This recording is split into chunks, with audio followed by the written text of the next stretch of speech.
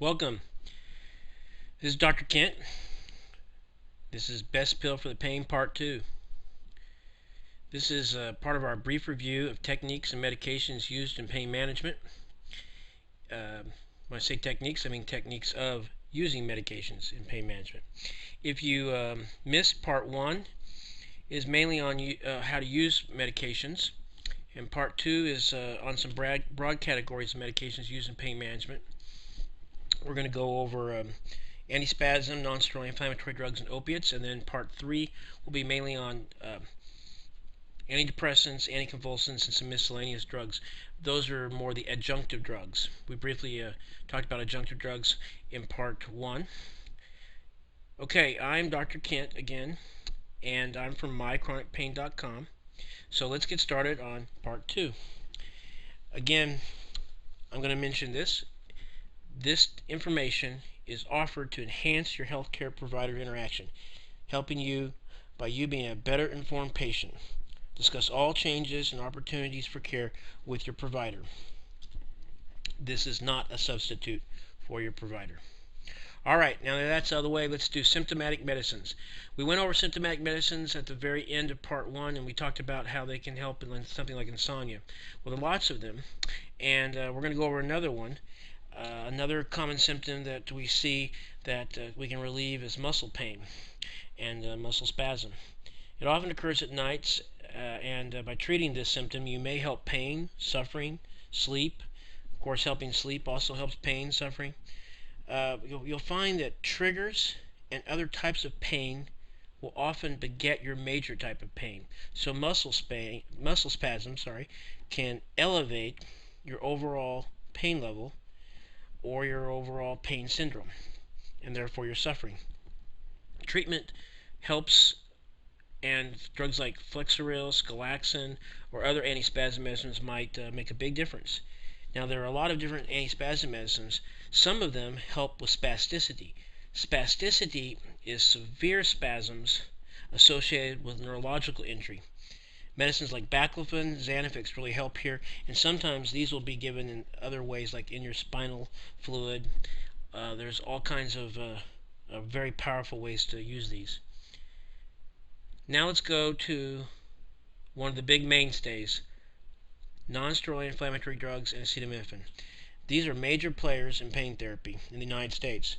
They have significant side effects if not used correctly. It can be a little bit dangerous if not used correctly. They are over-the-counter. Most people know different kinds of them: ibuprofen, Aleve, Advil. They're commonly used as rescue medicines for headache, toothache, muscle pain, neck pain, back pain, arthritis.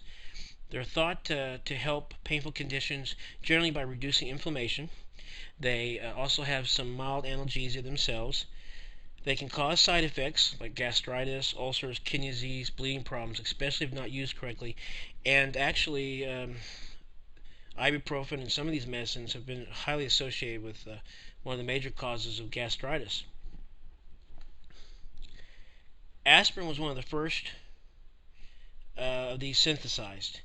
It was made by Bayer, trying to synthesize something that was similar to willow bark. Willow bark was an active willow bark's active ingredient was sought after quite a bit because willow bark was being used back 100 so years ago as a medicine for arthritis.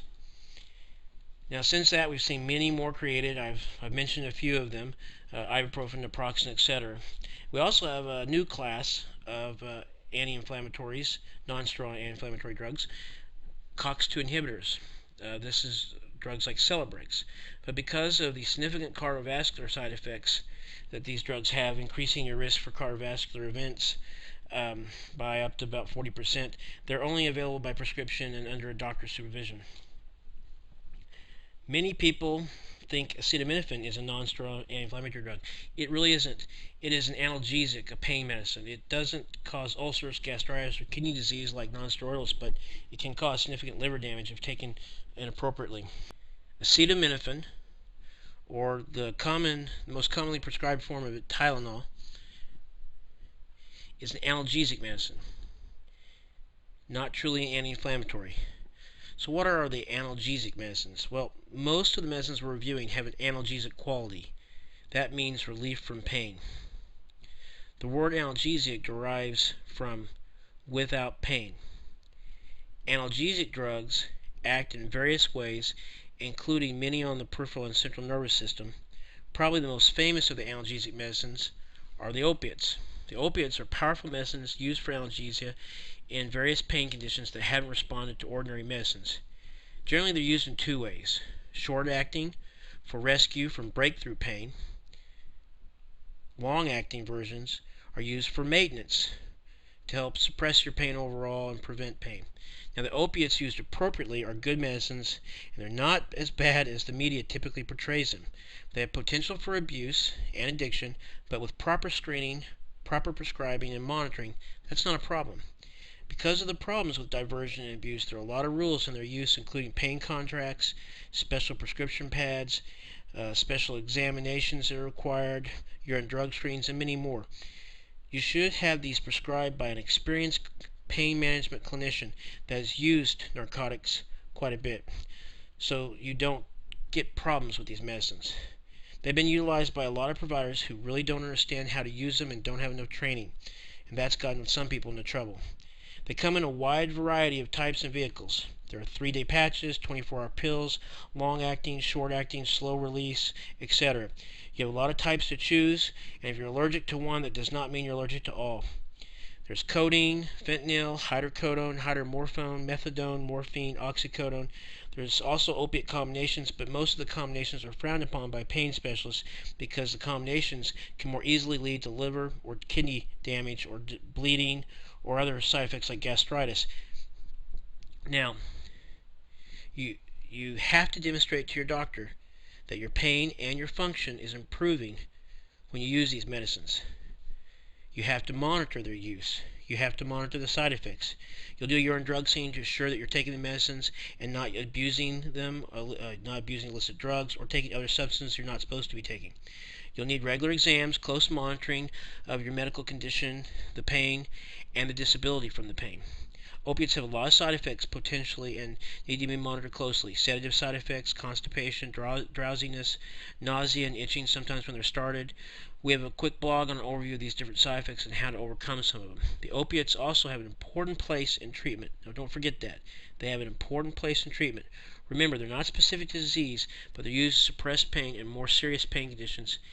And, well, it's time to go on this one. This is the end of part 2. We're going to go to part 3. And on part 3, we'll mainly be going over adjunctive medicines or add-on medicines, antidepressants, anti-seizure medicines, also known as anticonvulsants, topicals, and some miscellaneous categories. I hope to see you at part 3. This is Dr. Kent signing off for mychronicpain.com's blog. Take care. Hope today was a better day.